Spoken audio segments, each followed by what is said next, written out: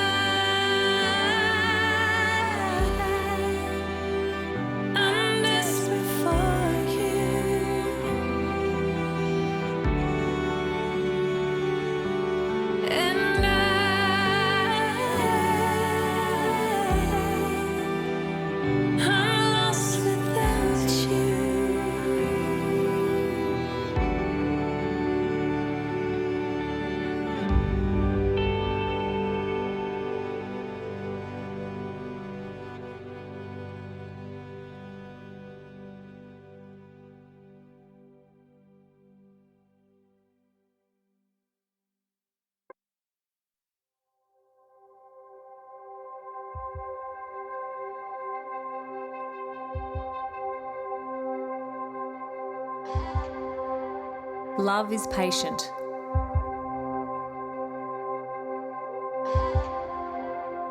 Love is kind.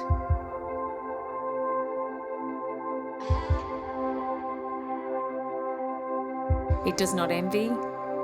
It does not boast.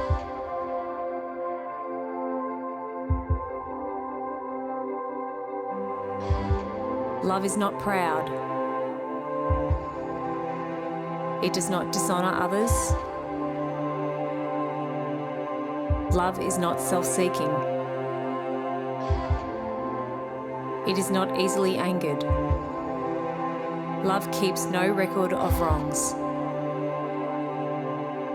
Love does not delight in evil, but rejoices with the truth. Love always protects, always trusts, always hopes, always perseveres. And love never fails.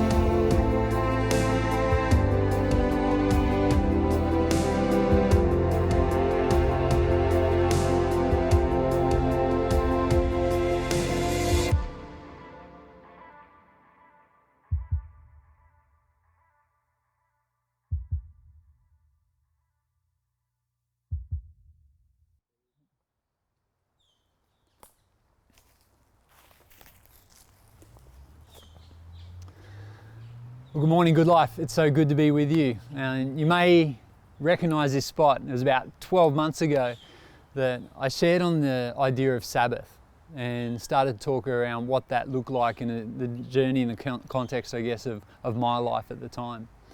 And I wanted to come back again today because we're going to have a relook at Sabbath, but also in a little bit different context.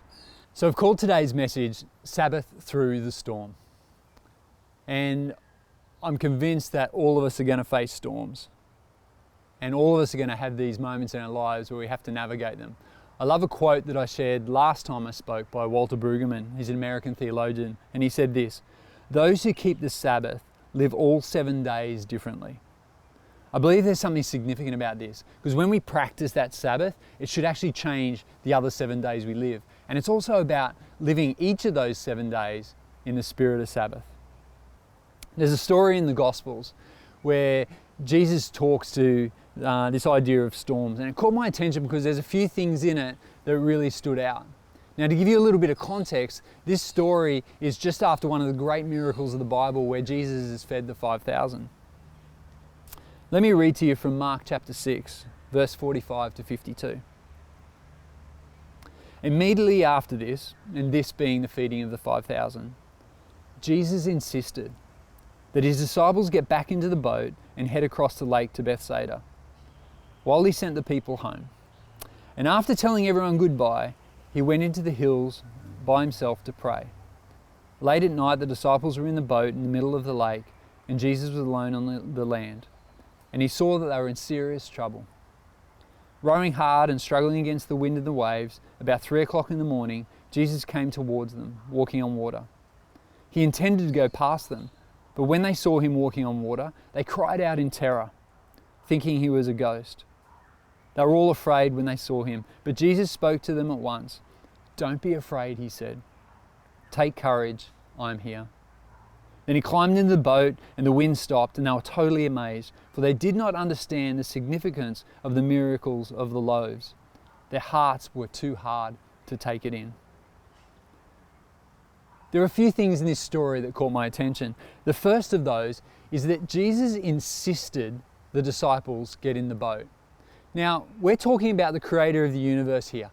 It wouldn't have caught Jesus by surprise that a storm was about to hit. It wasn't like, oh wow, this storm just popped up out of nowhere. Jesus is all-knowing. He knows all things. And the fact that he insisted that his disciples get into the boat, knowing full well what they were about to face, I believe speaks to the heart of God in so many ways. It talks to the insistence he has on our growth and our development and becoming more like him, despite the circumstances that we may face. You see, Jesus may not cause the storms in our lives, but he can certainly use them.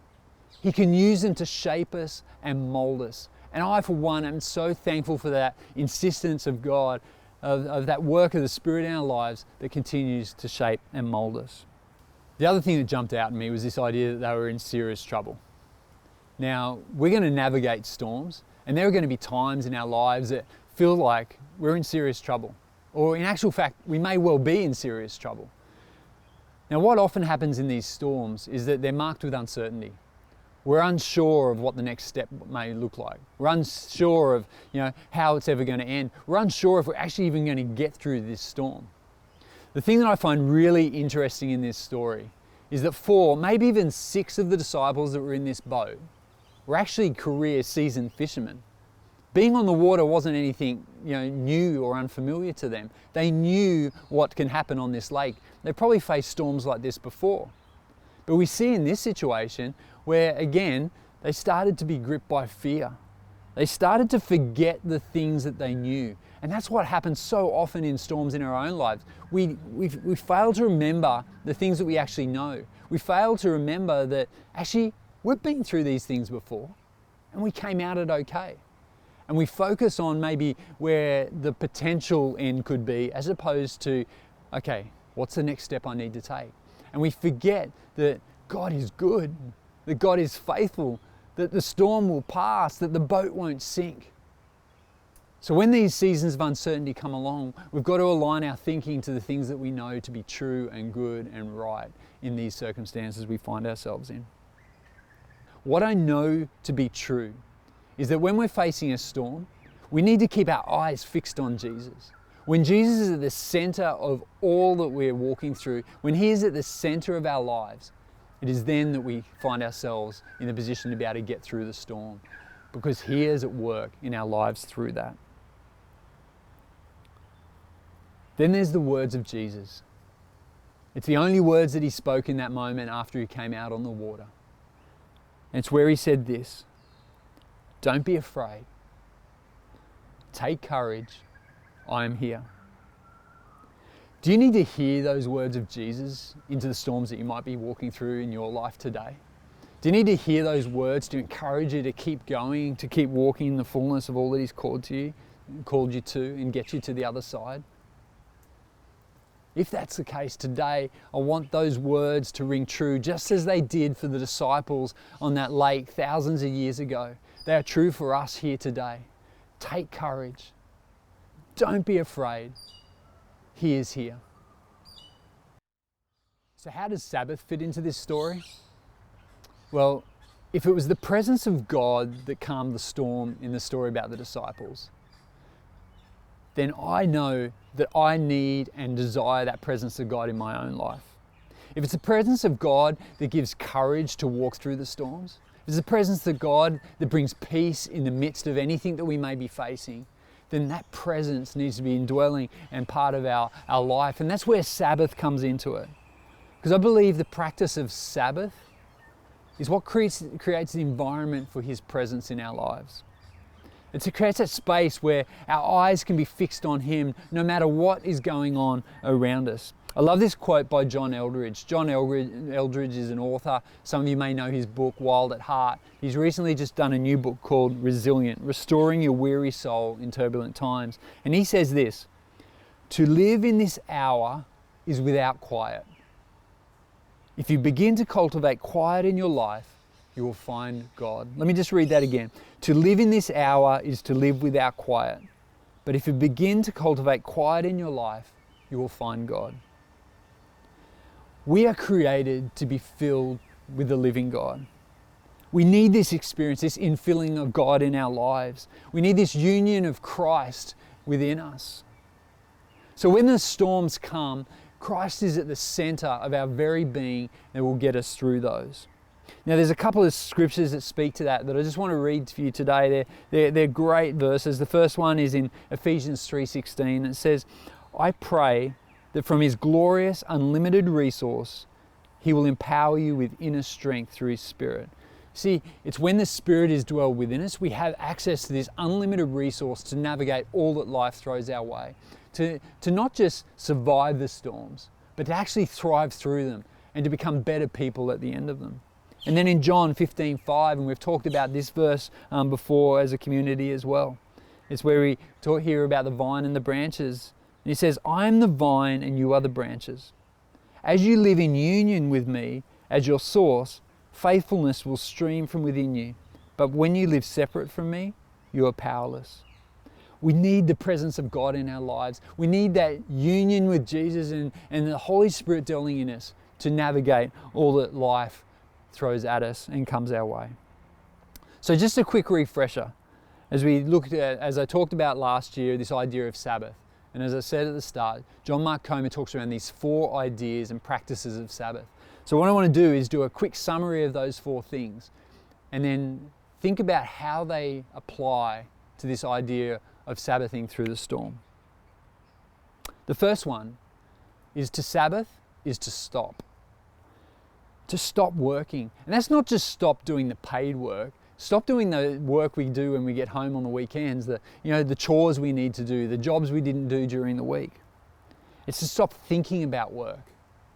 To Sabbath is to stop worrying. It's to stop wanting. We're in this constant state of always wanting more, of wanting this and wanting that. The second one, to Sabbath, is to rest. What does it look like to sleep? To find rest? We're in this society where sleep is just on this downhill, so many of us are deprived of the sleep that we need. What's it look like to rest, to lie around, to take a gentle stroll, to avoid heavy conversation? The Jewish people avoid intercessory prayer on the Sabbath because it's so intense. You see, we need physical, we need emotional, we need mental rest. We rest in the Father and hand everything over to Him. To Sabbath is to delight, to feast, to party, to celebrate, to eat good food, to drink nice wine. It's easy to think of Sabbath in the negative sense, around the things we need to strip away. But what does it look like to come with a view of Sabbath that it's about the things that we've been blessed with, to praise? It's a happy day, it's a celebration day, to celebrate the goodness of God and all that He has done in our lives. Mark Comer asks this question. He says, what could I do today that fills my soul with delight? How do we delight in all that God has done in our lives? And finally, to Sabbath is to worship, to sing, to praise, to pray, to worship, to take a walk. And this is why Sunday is such a great day to come together and Sabbath together in corporate worship. But that doesn't work for everybody. Not everyone can be at a gathering on any given Sunday. But to praise and to worship, they're things that we can do on our own, and it doesn't have to be a Sunday thing. It can be an every day of the week thing. What are the biggest areas in our lives that are most different to the way Jesus lives? This is a question Mark Comer asks. What are these areas in our lives that are the most different to the way Jesus lived? You know, even in the story that we read earlier about the disciples, Jesus just finished his day and performed the miracle of feeding the 5,000. After he had said goodbye, what did he do? He went away by himself and he prayed. He knew what it was to take rest and to Sabbath, because he knew the benefits of doing that in terms of restoring of what he had put out, but also preparing for what was to come. What does it look like for you to practice Sabbath? What does it look like, even for those of you with family or even particularly young kids? What does it look like to come around the table together and start to think around Sabbath and what it might look like? Invite the children into the conversation. How powerful it would be for our kids at such a young age to have this fundamental understanding of what it means to walk in Sabbath and to make that part of our lives. So don't get overwhelmed. Just start to think around Sabbath. What does it look like to stop, to rest, to delight, and to worship? So as we come to a close, there's a word that has been floating around in my head, and it's one of those kind of ouch words. It's that word surrender. And I've been thinking around the idea of how linked surrender and Sabbath actually are. You see, if I think about my own life, often I don't embrace Sabbath because I'm not willing to surrender. I'm not willing to let go. Instead, I try and make it about my works and my ability to get things done, my strength to get through the storm, my resilience to get through the circumstance and the obstacles that I face. And I come up with this closed fist approach where I'm hanging on to everything with all my might, instead of coming with this open-handed, surrendered posture, where I'm saying, God, take everything I am, take everything that I'm walking through, I give it to you, and I just lay it down at your feet, and I choose to walk in surrender today. Surrender and Sabbath are so tightly linked. And I think if we can grab a hold of that, and if we can get that deep into our hearts, it'll make the way that we approach Sabbath so much more powerful and so much more intentional. So what does it look like to come with that spirit of surrender as we stop, as we rest, as we delight, and as we worship? So let's embrace Sabbath. Let's embrace what it looks like to stop, to rest, to delight, and to worship. And then in the midst of that, as His presence comes and fills our being, recovering, restoring from what was and preparing us for what's to come, may you hear those words of Jesus that He spoke to the disciples. Don't be afraid. Take courage. I'm here. God bless. Thank you.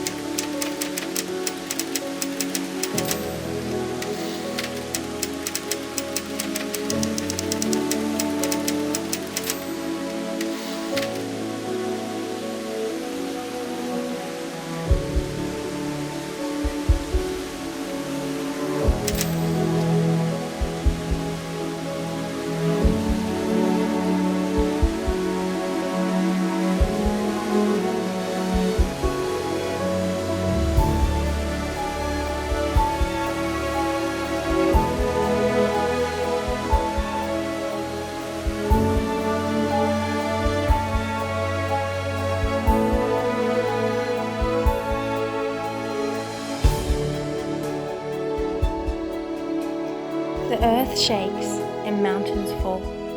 The oceans roar at the raging sea. But I come before you still. I'm not afraid of whatever may come. Winds may blow, but you still my soul, my anchor through it all. You are God Most High, our constant help. I will not be shaken, though nations may fall. Lord all-powerful, defender and shield, we are still and trust in you. To you we give all honor and praise. Praise your name for all our days. Mighty power, you conquered the grave. We will trust in you.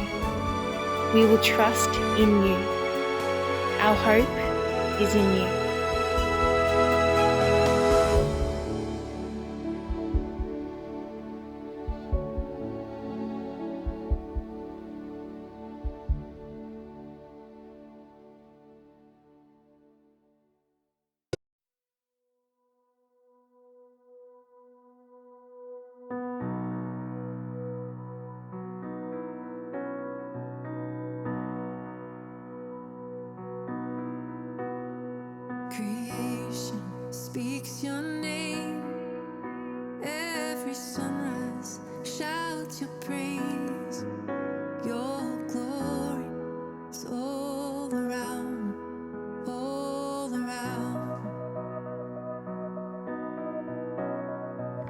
these rivers, wide and oceans deep, wildflowers, mountain peaks.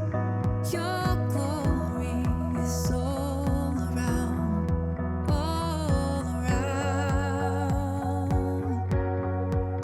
Let every beat of my heart shout with sun, moon, and stars. You're worthy, you're worthy. I lift my hands with the trees, with the tide on bended knee. You're worthy, so worthy, Lord of all, Lord of all, Lord of all, Lord of all.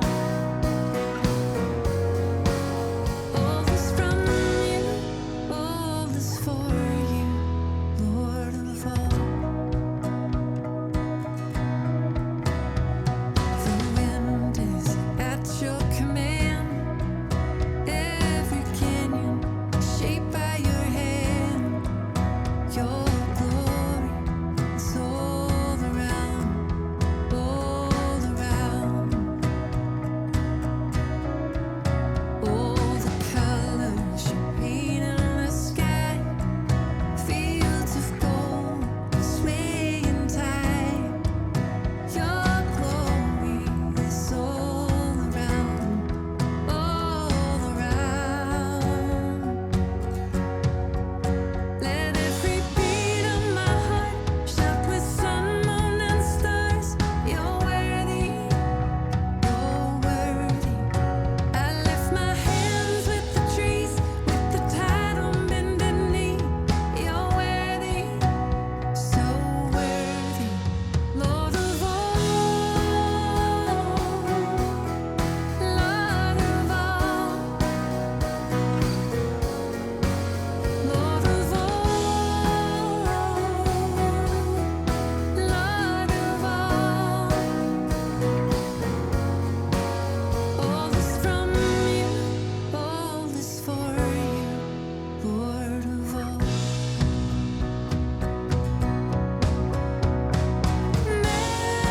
Majesty, I'm in awe of your majesty. Endless hallelujahs we bring.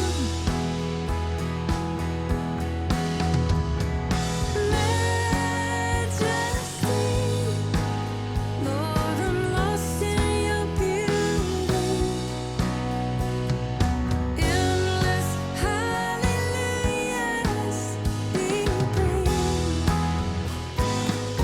We bring endless hallelujahs.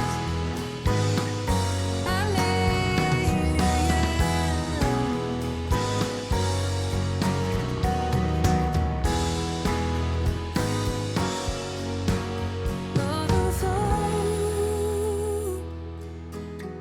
Lord of all, Lord of all,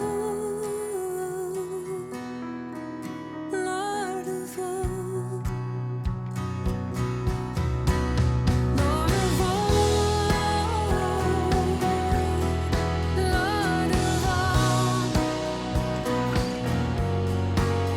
Lord of all. Lord of all, all is from you, all is for you, Lord of all.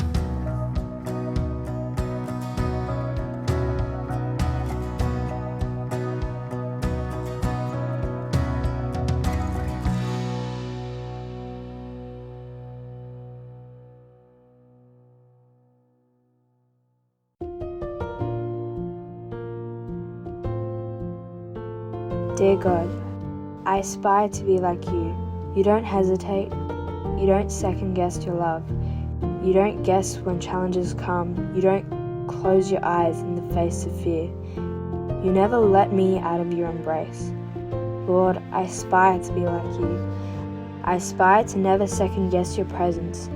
I aspire to never second guess your judgments and challenges.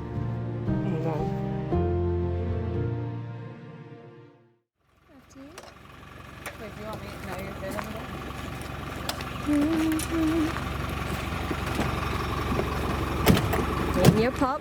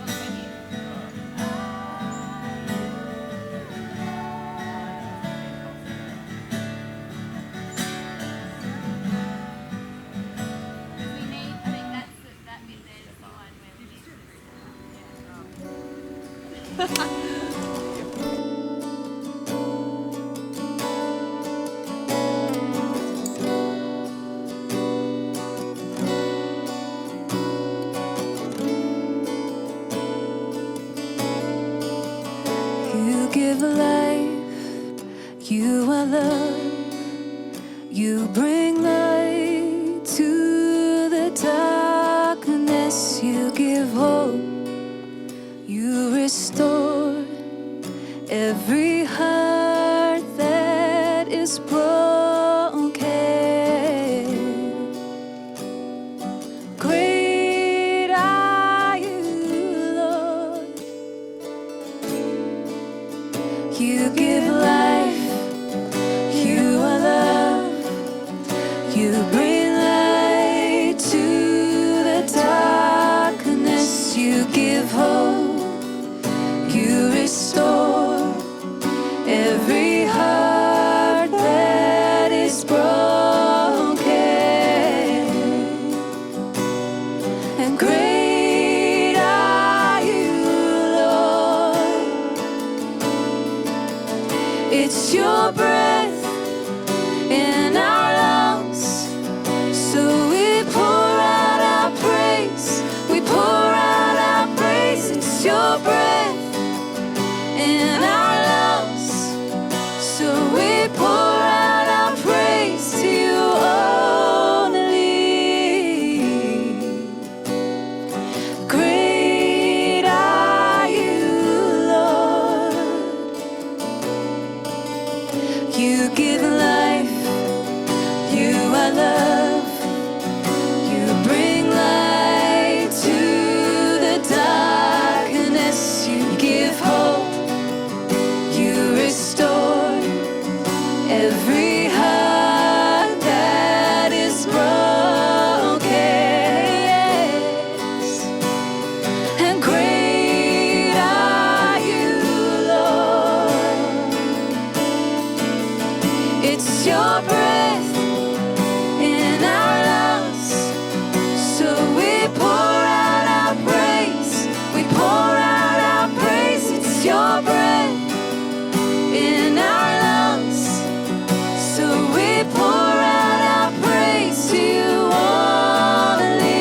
It's your breath in our lungs, so we pour out our praise. We pour out our praise. It's your breath in our lungs, so we pour out our praise to you only. Yes, we do, Lord. Only you are worthy of our praise. How great, how great, how great are you, Lord. All the earth will shout your praise.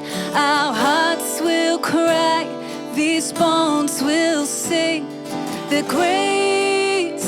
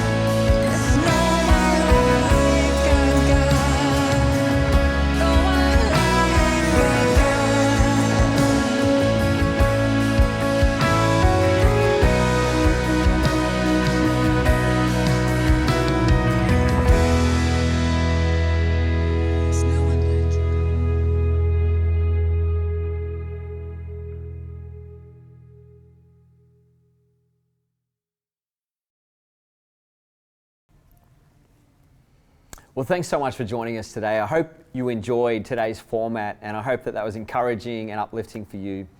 Well, next week, we're going to be kicking off our brand new series called Why We Do What We Do. And we're going to be unpacking some of the practices of our faith and talking about the historical context, where these practices came from, and why we think they're important and why we still do them today. We're going to be unpacking things like baptism and communion and prayer and worship and giving and serving and a bunch of areas like that. So I hope you'll join us for this series.